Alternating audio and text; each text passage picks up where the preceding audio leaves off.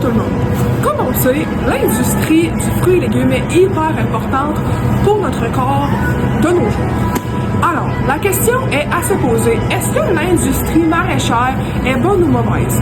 Dans cette vidéo, nous allons vous présenter les conséquences positives et négatives, ainsi que les solutions pour contrer à toutes les conséquences négatives que l'industrie maraîchère peut avoir. On va également vous parler de l'industrie en général. Fonctionnement de l'industrie maraîchère. Donc, ça se passe en 4 aspects. Le premier aspect, ça va être vraiment le climat des sols, les saisons, les fruits en été, les fruits en hiver. Le deuxième aspect, ça va être vraiment les cultures intérieures et extérieures, tout ce qui est pesticides, engrais, produits chimiques, qui vont être injectés dans les fruits pour leur croissance. Le troisième aspect, ça va être vraiment la récolte manuelle ou mécanisée, le lavage, l'emballage des fruits et légumes. Et le quatrième aspect, ça va être vraiment tout ce qui est transport, les produits surgelés ou en conserve, ainsi que la vente au marché des produits légumes et fruits. Mais l'industrie maraîchère, c'est quoi? L'industrie maraîchère, ça correspond à faire de la commercialisation plus la production de légumes et de fruits. Ça crée également des emplois et ça l'aide à ce qu'il y ait une sécurité alimentaire quand on mange des fruits et des légumes.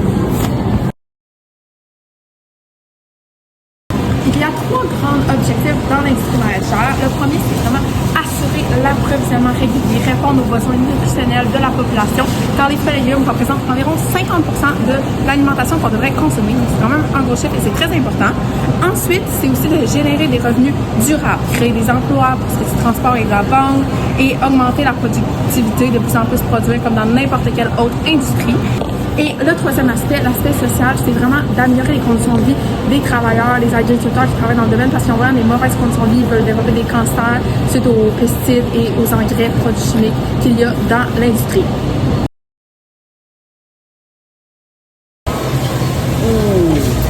C'est même trop cher ça, je vais prendre les bio, les Wow! Attends une petite minute. Savais-tu que quand on fait de l'agriculture pour des bananes non bio, il y a 4,6 millions de tonnes de pesticides utilisés et 115 millions de tonnes d'engrais chimiques.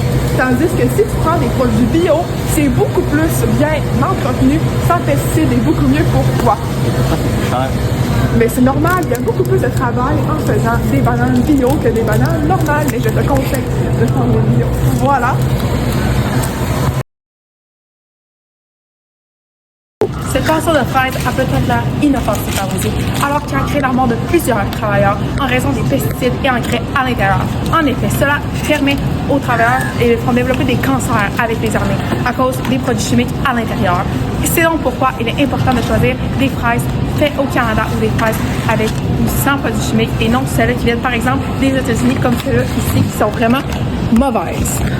Aussi, cela crée d'autres conséquences négatives sur la pollution du monde, comme par exemple la production de l'industrie maraîchère appauvrit la fertilité des sols, ce qui fait qu'ensuite pour les autres productions, ça nuit et ça crée aussi, ça tue aussi des micro-organismes dans les sols qui sont très utiles à notre planète. Vous voyez ces sacs de laitue.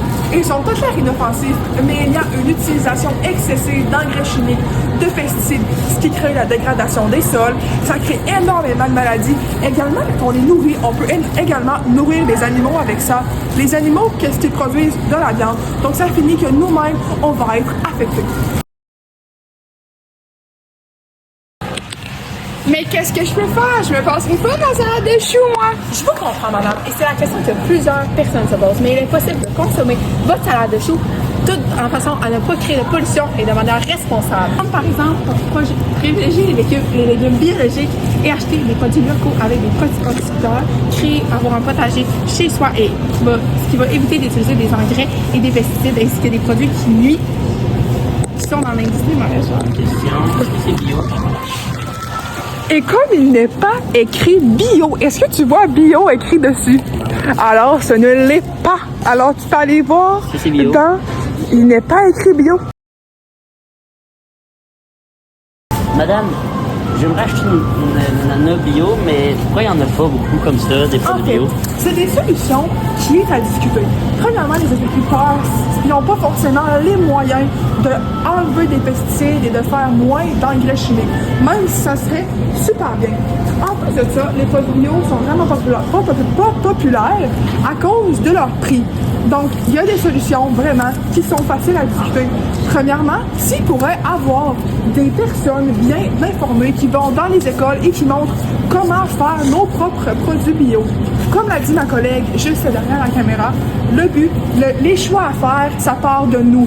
Petit pas par petit pas, c'est là. C'est passé. En conclusion, on vous conseille de consommer des légumes et des fruits bio, quand cela évite toutes les conséquences négatives de l'industrie maraîchère. Et il y a également plein de solutions que nous-mêmes pouvons appliquer, comme exemple avec ces choux. Ils ne sont pas bio. Je vais faire le choix d'acheter un ballon d'eau à la place qui est bio. J'aimerais faire des choix bio. Voici une Il y a Bacton. peu de